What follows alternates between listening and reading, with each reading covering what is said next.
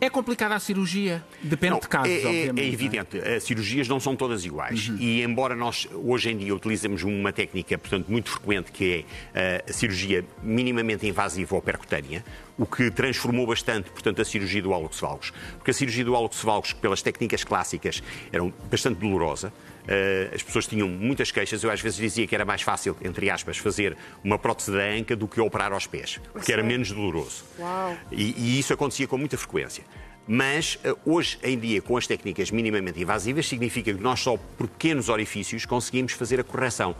Como somos menos invasivos do ponto de vista cirúrgico, também o pós-operatório é muito menos, portanto, doloroso. O que é que estas imagens... Olha, isto é uma imagem... Volta ao sítio, é isso. Isto é uma imagem pré-operatória, em que nós temos que sempre fazer estes cálculos, portanto, sobre a radiografia. Normalmente fazemos uma radiografia com os pés em carga, porque o pé adapta-se ao peso do corpo e nós temos que ter essa noção. Portanto, quando fazemos a correção, é com base nisso. Fazemos este cálculo, portanto, destes ângulos, portanto, mas basicamente são estes dois, que é entre o primeiro e o segundo metatarso, e entre o primeiro metatarso e o dedo, propriamente dito. Isto significa que é o ângulo de valgo e temos que o corrigir. Isto é o pré-operatório.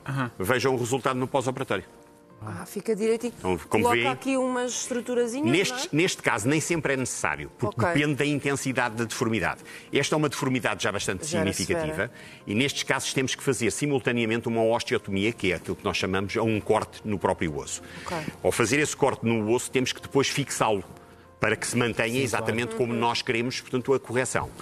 E normalmente utilizamos estes dois parafusos que são também colocados, portanto, por via percutânea, só através de um pequeno furo. Está muito avançado e, por exemplo, dizemos às vezes, o quê? Joanetes agora, isso é coisa da avó, não é? Não. Há muita Acontece gente nova. Em qualquer idade. Sim. Basicamente, nós temos dois grandes grupos, portanto, de... Olha este pé. Este é um dos pés bastante deformado, como vê, a tal bursite significativa. Agora imaginem, portanto, um calçado, portanto, a apertar portanto, aquela zona. É impossível esta senhora calçar. Não conseguem. É impossível. Mas se não calçar... Ai, isto é uma deformidade em valgo, mas com atingimento de todos os dedos, associado a uma artrite reumatoide. Que é muito frequente. Já tem uma doença de base. Aqui, quando opera, tem de operar os dedos Tem que se operar os dedos Já todos. estamos noutra base. Mas, por exemplo, para que não se assuste em casa, se há um início, a primeira fotografia das unhas pintadas, daquela pequena deformação, aquilo é rápido ir ao sítio, não é tão doloroso normalmente como quando são deformidades muito pequenas, a cirurgia são pouco mais de 20 a 30 minutos. E depois volta a criar joanetes depois da cirurgia? Tudo tem que ser avaliado numa perspectiva da correção. Claro. Porque nós temos que avaliar vários ângulos e temos que os corrigir. Se esses ângulos todos forem corrigidos, normalmente a deformidade não tem recidiva.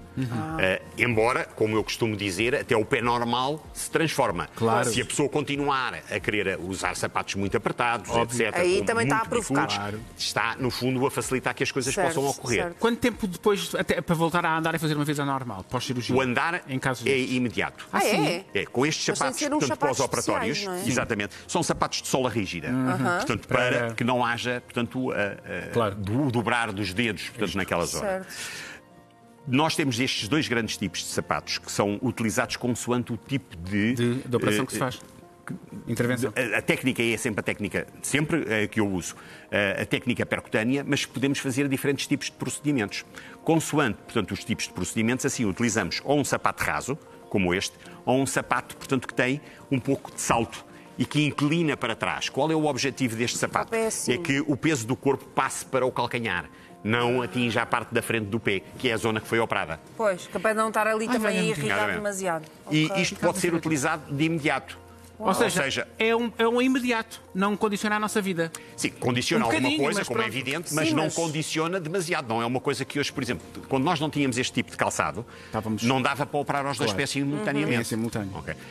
Porquê? Porque senão a pessoa tinha que andar de cadeira de rodas. Exatamente. A pessoa mais nova que operou, que idade tinha? 10 anos. 10 anos? 10 anos? 10 anos. Ai, tadinha. Tinha já uma deformidade. Nós evitamos, portanto, o operar, portanto, em idades, portanto, mais precoces. Normalmente, portanto, a partir dos 13, 14 anos, portanto, podemos operar, mesmo já utilizando técnicas, portanto, de adulto. Porque o pé para de crescer mais rapidamente do que o resto do corpo. Quando são muito pequeninas, ainda temos normalmente, portanto, as fezes abertas. Significa que o pé ainda está em a formação. crescer.